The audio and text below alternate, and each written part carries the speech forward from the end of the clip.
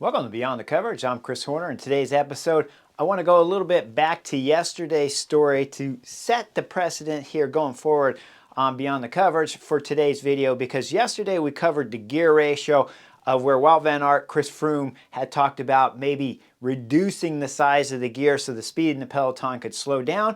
Then I saw a lot in the comments, and I said yesterday that I believe not going smaller gears is better because, of course, I want it to be strung out. But now going forward, when I looked at the comments, a lot of people said one thing that could help the peloton be safer is running wider tires.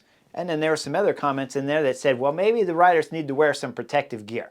So I want to cover wider tires and why that won't necessarily work, but could possibly work. But protective gear, well, I think the same thing. It could possibly work, but not necessarily work. So let's go into some of the details here for some pros and cons on both wider tires and protective gear. Okay, first we're going to cover tires because in the comments, everyone believes that if you go wider, you get more traction, you hold the bikes could go better through the corners, they won't slip and slide. Of course, wider tires would go over the cracks in the road and down that center death valley, that crack that they have in the Belgium Classics, where the concrete on one side and the concrete on the left side of the flowing traffic, there's always a gap there, and it's pretty large. That gap is pretty scary. So you go, well, if you run wider tires, maybe you don't get stuck in those gaps, you go over the bumps a bit better, and that keeps the peloton safer. Maybe you hit a bump, your hand doesn't slip off the handlebar, and you can go into the corners and you get more traction in the corner so you don't crash going through the corner. The downside with running wider tires though, what's the downside? Well, everybody knows they can go into the corner faster, right? So now they're going into the corner 10 kilometers faster than they would have before because with the disc brakes and the wider tires, they can grab more brakes now. The wider tires are going to slow you down faster, so they're always going to go into it faster. So when you think about wider tires, it's not just a 100% given that it's going to make the peloton safer. I don't believe it will. In fact, if you started going too wide, where the UCI said that, hey, you can no longer run 19s. 19s what I ran for the beginning of my career. But now they're running 25s. But now you can no longer run 25s. Well, they're running 28s often and 30 often right now. And if the UCI said, hey, you can't run 28s and 30s, now everybody's got to run 35 so that we keep the peloton safer. Well, like I said, it won't keep it safer. They'll go into the corner faster, harder, they'll brake later. And then if you started going even wider tires, well, we go back into 2023 when we started looking at Tour of Flanders, and it's Philippe Messijuk there that was riding for Bahrain Victorious. Now he rides for Red Bull Bora Hansgrohe here in 2025, but back to film up a little bit to that 2023 there at Tour of Flanders where Messijuk was passing through the parking lanes and then realized he couldn't get to the front of the peloton fast enough, so he saw the grass there, and instead of crashing everyone trying to force it back into the main course of the road there and get out of the parking lanes, he decided to go straight through the grass. Well, now let's say the UCI said everybody's got to run 32s or 35s. Well, now where Messijuk there, and I believe this has no fault of his own, he was pushing the limits for sure, but with his crash of the peloton, he himself didn't crash, but his crashing of the 50 riders and all the favorites there at Tour of Flanders, he clearly did not do that on purpose. But if you had wider, bigger tires, riders would see that grass and they go, I can make it through that. I'm not going to flat. I can't tell you how many times when I was racing professional or Europe where I was passing through the parking lanes and the gravel there, and the first thing that came to my mind was, okay, it's gravel, it's going to be a little slippery, I might crash, let's get out of here. So let's not push the limit there. I can't tell you how many times in that same scenario where I thought, I could flat my race tires right now. This is a bad moment to flat. I can't take that risk to pass through that section. But you throw me on some 32 tires, a little bit heavier tires, a little bit more absorbent to the bumps, a little bit bigger and wider to be able to get through the gravel sections, I might be just thinking like, I'm going to go right through the gravel here. I'll just hop through that grass section that Messijuk crashed the whole peloton there at Tour of Flanders on accidentally. He should never have been fined for that. They allow the rules really to pass through those sections. But staying on topic here, the riders with wider tires, they see that section, they're thinking, I got basically a gravel bike here. I'm going to shoot that. So what's going to happen is you're just going to change how it's dangerous. Where the riders would think originally where I can't make it through the gravel section there, I'm going to flat. My tires won't hold this. I can't make it into the corner at 50k an hour, so I got to go in at 40, and you start putting a wider tire on, well, they're going in at 50k an hour and they're braking later. So unlike disc brakes, where disc brakes has some pluses and minuses, certainly when you get on the brakes, they can lock up a little bit more and you can lose a little bit of tire if you don't have some experience with the disc brakes.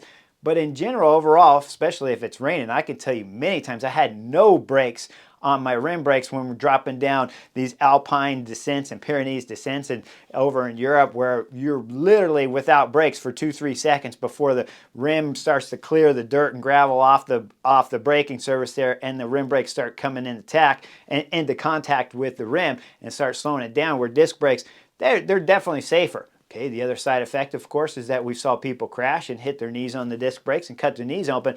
But I believe overall disc brakes probably would help more than make it worse. But again, disc brakes, like the wider tire, will allow riders to push the limit a little bit more. So now maybe they're crashing at 10 kilometers an hour faster, where it's a little bit harder crash than they would with rim brakes, where everyone says, hey, well, we know we can't stop in time, so we're going to go into it slower. Fat tires will do the same thing for sure if the UCI was to enforce that limit to where it started, where you're riding a tire that's 32 wide all the way up to something that's a 40 millimeter width tire. They're going to push the limits, and then they're going to go off into the gravel. There's no doubt about it.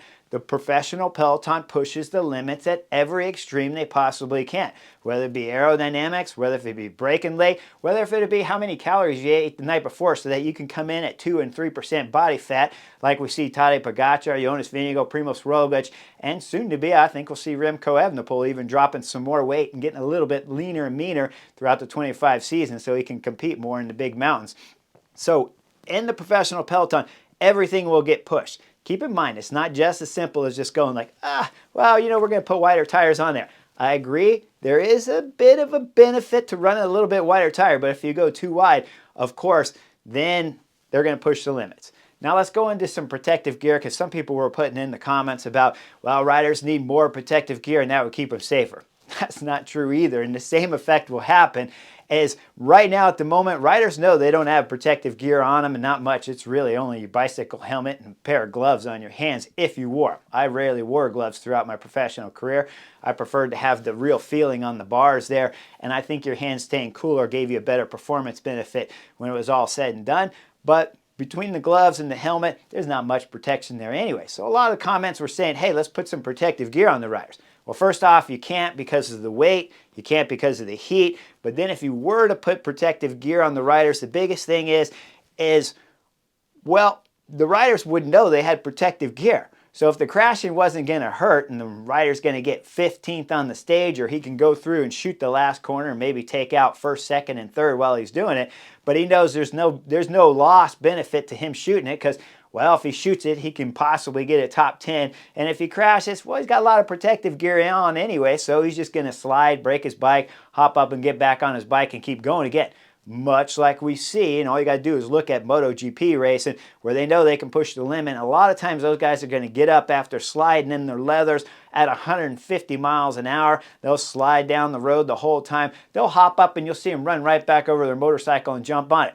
Well, if they didn't have leathers on, maybe they would have taken that corner a little bit softer and the crash wouldn't have happened in the first place. And the same effect is going to happen over at the road peloton when we're talking about the big races. Guys are going to know they're a little bit safer, so that guy that's going to get 10th or 20th, if he knows he can shoot that gap and maybe get that top 10 result that he's really looking for, he'll take the bigger risk, because why not? If you're going to finish 20th, why not take the risk, see if you can shoot through there, maybe even crash the guys on purpose behind. You think that's far-fetched? Well, I just got done watching Anaheim 2 of 2025, the heat races, where I saw right there was Hayden Deegan just taking out the KTM rider there, Bomir, as he went up into that left corner and just took him up high up on the dirt berm there. And once he did, Bomir ended up crashing. And guess what? Hayden Deegan ended up winning the heat race, no problem. Now, Hayden Deegan's known for crashing riders, and if you go into the professional cycling peloton, no riders are really known for crashing riders,